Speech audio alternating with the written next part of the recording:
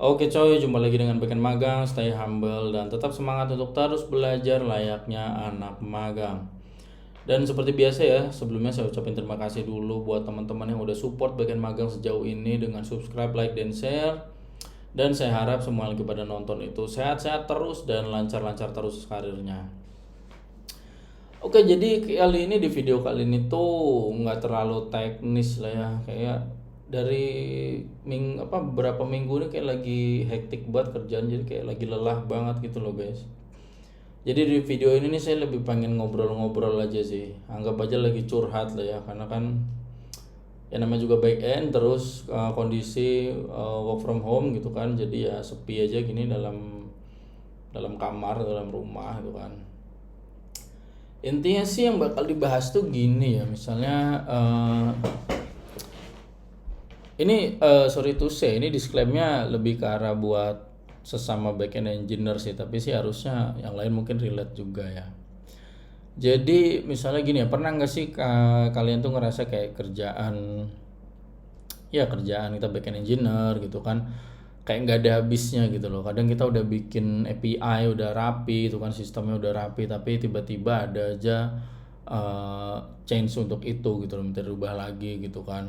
Dan yang paling parah tuh misalnya case-nya dari product manager itu misalnya cuma bilang udahlah pokoknya ini kudu jalan gitu kan, tanpa peduli loh, tanpa mau tahu kompleksitas apa yang ada di baliknya gitu loh. Nah di video ini sih kira-kira mau ngobrolin itu aja sih, tapi ya mudah-mudahan insya Allah masih bisa jadi insight ya buat teman-teman. Jadi biar gak banyak cincong, langsung aja let's get it on.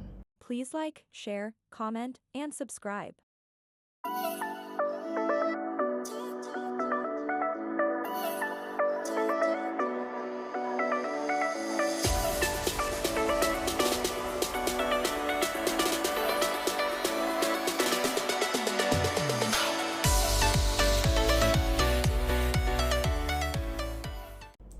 Nah menurut saya yang paling sering itu terjadi adalah misalnya bug di waktu weekend gitu, ataupun bug di luar jam kerja kita gitu. Jadi kita lagi santai-santai gitu kan, tiba-tiba dapat kabar gitu ada error nih gitu kan, ya langsung di situ user-user di aplikasi kita tuh dan langsung spam chat gitu ke ke supportnya kita gitu kan, ke tim support. Terus tim support yang ngabarin ke PM-nya panik, ya pasti yang dicari ya backendnya seperti itu.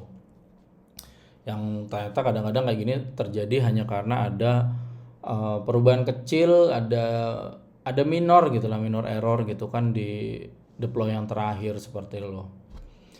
Nah untuk kasus seperti ini tuh sebenarnya memang nggak bisa dihandle ya, maksudnya kita nggak bisa menghindari itu, namanya juga kita kerja gitu kan, apalagi aplikasi yang jalannya di publik gitu ya, emang mau nggak mau kita kan harus standby gitu loh. Nah, di dunia back end mendeteksi bug itu sebelum usernya ngeluh, bukan sebelum terjadi ya. Kalau belum terjadi atau nggak terjadi ya nggak ada bug gitu kan. Tapi minimal kita bisa ngedeteksi bug sebelum usernya komplain seperti itu. Nah, itu penting banget. Kalau nggak ya nanti back endnya bakal kelimpungan kita sebagai back end gitu kan. Jadi untuk case seperti ini ya kita perlu observability. Nah, observability tools yang baik gitu. Jadi ada beberapa yang harus kita pakai. Kalau saya sih pertama ya misalnya buat logging. Buat logging itu biasanya saya pakai ELK stack ya. Jadi Elasticsearch, Logstash, terus Kibana. Ataupun bisa juga pakai Loki plus Grafana gitu buat cek buat cek error gitu sebelum dia meledak lah, sebelum jadi makin parah gitu kan, atau usernya banyak komplain seperti itu. Terus buat monitoring service kita perlu juga ya. Jadi kita pakai Prometheus gitu umumnya sih ya, Prometheus plus Grafana gitu kan. Ini buat tracking CPU, terus tracking memori juga, sama tracking latency request seperti itu. Terus error tracking juga penting ya. Jadi kita pakai, kalau saya sih biasa pakai Sentry ataupun New Relic. Ada waktu itu tuh vendor saya baru denger nawarin ke saya waktu itu Datadog, belum terlalu ngerti sih. Kalau teman-teman ada yang ngerti Datadog oke enggak ya, boleh share lah ya ceritanya di komen. Saya sih biasanya gitu ya, saya pakai Sentry gitu. Tapi ya error tracking ini juga penting gitu kan, karena kita biar tahu error gitu sebelum ada user komplain sama itu kan. Nah cuma yang paling penting ketika kita udah pakai tools kayak gini, jangan lupa kita bikin alerting system gitu. Jadi kita integrasikan alertnya ini ke Slack ataupun ke mana ya, ke PagerDuty bisa juga kalau pakai PagerDuty. Biar kita tuh nggak harus mantengin server setiap saat. Jadi intinya kalau udah ada terjadi, Slack-nya bunyi, udah lihat gitu kan. Jadi untuk best practice-nya sih ya menurut saya tuh kita perlu banget bikin structure logging yang bagus lah, biar kita tuh bisa gampang nyari root cause dari errornya gitu. Jadi logging yang terstruktur gitu intinya. Terus kita perlu juga set rate limit sama set circuit breaker, biar kalau ada error tuh sistem nggak langsung down. Ya kita kasih rate limit sama circuit breaker. Terus ya tentunya kita perlu punya rollback strategi di CI/CD-nya gitu. Jadi kalau deploy-nya error bisa langsung rollback ke versi sebelumnya seperti itu. Nah yang kedua itu kalau menurut saya itu yang sering terjadi juga ya, bikin unek-unek buat para backend engineer itu adalah sistem down terus ya backend yang dicari-cari gitu kan. Ya misalnya sistem tiba-tiba down nih, mati gitu kan, ya front end PM itu pasti bakal nyariin backend ya, ini kemana nih, gimana nih mas gitu kan. Nah padahal setelah dicek misalnya gitu kan ya ternyata masalahnya di database-nya udah overload misalnya seperti itu. Ya solusi akhirnya kan kita harus scale up server gitu kan, ataupun kita caching gitu kan. Ya jadi sih kalau sistem tiba-tiba down itu kan penyebabnya bisa banyak ya. Jadi intinya sih kalau di backend itu ya bottleneck terbesar tuh ya biasanya di database sih gitu. Terus ya sisanya di resource manajemennya seperti itu. Jadi kalau untuk masalah ini ya kita harus perlu teknik-teknik untuk scalability ya, misalnya tuh kayak database connection pool tuh perlu tuh connection pooling. Jadi jangan biarin aplikasi kita tuh langsung bikin terlalu banyak koneksi gitu ke database kita itu. Jadi solusinya tuh kita bisa pakai connection pooling tadi ya. Contoh kalau di Postgres itu ada PG Bouncer, kita bisa pakai itu dulu. Terus juga ya kita bisa tingkatkan dengan caching ya, dengan Redis ataupun Memcache itu kan. Jadi kita pakai caching misalnya Redis tadi buat nyimpen frequently access data itu kan, data-data yang sering diakses. Terus juga misalnya kalau ada query select bintang gitu ya, walaupun jarang select bintang ya, biar simple ya, misalnya select bintang from user gitu, where ID sama dengan 123 gitu kan. Nah misalnya dia ini sering dipanggil, ya udah hasilnya taruh aja di cache-nya seperti itu. Terus ya tentunya strateginya lagi untuk seperti ini ya, untuk scalability ya, kita perlu load balancing sih dengan ya Nginx ataupun HA proxy gitu, HA proxy, HA proxy. Jadi jangan biarin semua request itu masuk ke satu server atau ke satu instance dari service kita seperti itu. Jadi kita harus pakai load balancer biar beban requestnya itu bisa terdistribusikan lah seperti itu. Dan tentunya ya kita tadi perlu juga untuk auto scaling, nggak harus horizontal scaling juga. Kita perlu auto scaling untuk tadi maksudnya vertical scaling gitu loh. Nah, sekarang kita perlu juga auto scaling buat horizontal scaling seperti itu. Jadi kalau traffic yang tiba-tiba naik ya sistem harusnya bisa otomatis nambah kapasitas. Di sini kita bisa pakai HPA ya, Kubernetes HPA gitu, horizontal pod autoscaler. Jadi ini buat scaling otomatis. Nah best practice-nya itu ya kita bisa pakai read replica database. Jadi ini biar query nggak numpuk di satu database. Terus kita bisa implementasikan ya tadi ya rate limit, circuit breaker gitu kan, biar API itu nggak gampang kena spam seperti itu. Yang intinya kalau dengan circuit breaker ya kalau service-nya down kan nggak semua request ikut gagal lah. Jadi kita combine aja rate limiter sama circuit breaker seperti itu. Nah yang paling sering lagi tuh terjadi tuh deadline mepet tapi pengennya hasilnya perfect ya. Emang tuntutan kita untuk selalu perfect ya. Padahal backend kan manusia juga gitu. Ya misalnya dari product manager gitu kan, bisa nggak sih ini fitur ini selesai besok gitu kan ya. Misalnya dari saya gitu bisa aja terjadi, ya bisa sih selesai besok tapi ya nggak ada garansi 100% aman ya, itu sangat umum terjadi gitu. Yang hasilnya nanti karena buru-buru gitu kan ya banyak bug, terus sistemnya akhirnya harus di rework lagi ya, buang-buang waktu juga seperti itu loh. Nah di sini sih harusnya kita bisa negosiasi ya dengan PM, misalnya ya kita tuh bangun dengan teknik MVP aja gitu loh, minimum viable product gitu. Jadi kita ngebangun fitur dengan benar tuh intinya lebih penting daripada kita buru-buru deploy. Kalau enggak ya nanti mungkin bakal bikin tech debt yang tambah parah seperti itu loh.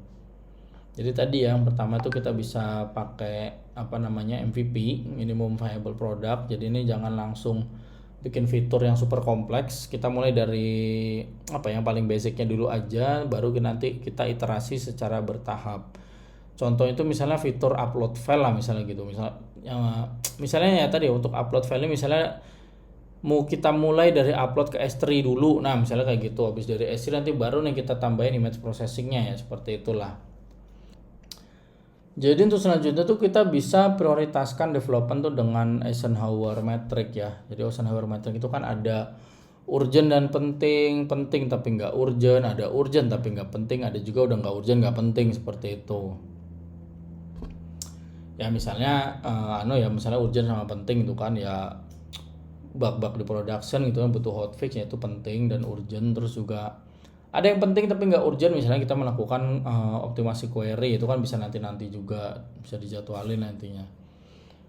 Terus juga ada yang urgent tapi nggak penting, ini adalah permintaan perubahan kecil dari PM, ya tadi harus dikaji dulu gitu. Terus ada juga yang nggak urgent dan nggak penting ya, misalnya perubahan warna gitu, itu kan bukan ranahnya BN, bisa otak-atik seperti itu. Itu juga kita tuh bisa banget pakai event driven arsitektur ya. Jadi kalau fitur itu gede itu kan, kita bisa istilahnya itu kita bisa pecahin lah jadi event driven dulu sebelum nanti kita melakukan full integrasi, seperti itu. Jadi misalnya daripada langsung sinkronis ke payment gateway gitu kan, ya kita bisa pakai MiSec queue dulu kayak Kafka, RabbitMQ gitu kan, buat handle transaksi yang secara asinkronus, seperti itu. Jadi kalau best practice-nya sih kalau kita simpulan ya pakai fitur flag tadi ya, biar bisa rilis fitur secara bertahap. Terus kita juga jangan langsung commit ke master, selalu buat PR dan tunggu review gitu kan. Terus juga kita bisa implementasi API versioning gitu kan, biar front end-nya nggak tiba-tiba masuk aja gitu karena perubahan di back end, seperti itu. Nah, solusi dan best practice-nya dalam backend engineering tuh gimana sih, Bang? Ya, di sini kita bisa pertama tuh jelas gimana sih kalau biar kita tuh nggak jadi backend yang tersiksa. Jadi kita harus tepat sih menggunakan suatu tool ataupun suatu cara lah gitu. Jadi misalnya kita pakai asynchronous processing nih buat workload yang berat ya, misalnya kita pakai worker queue dari RabbitMQ ataupun Kafka gitu kan. Terus juga kita perlu ada namanya automated testing dan CI/CD. Jadi kalau terjadi apa-apa tuh biar nggak selalu deploy manual juga dengan tangan yang gemeteran, seperti itu loh. Terus ya tentunya sebagai backend kita harus bisa mendesain API yang scalable gitu, biar nggak keseringan refactor nantinya gitu loh, karena front end-nya bisa aja berubah-berubah kebutuhannya, seperti itu. Dan yang terakhir ya pakai si observability tools tadi gitu, biar kita tahu sebelum klien kita tuh ngamuk ke tim support, seperti itu.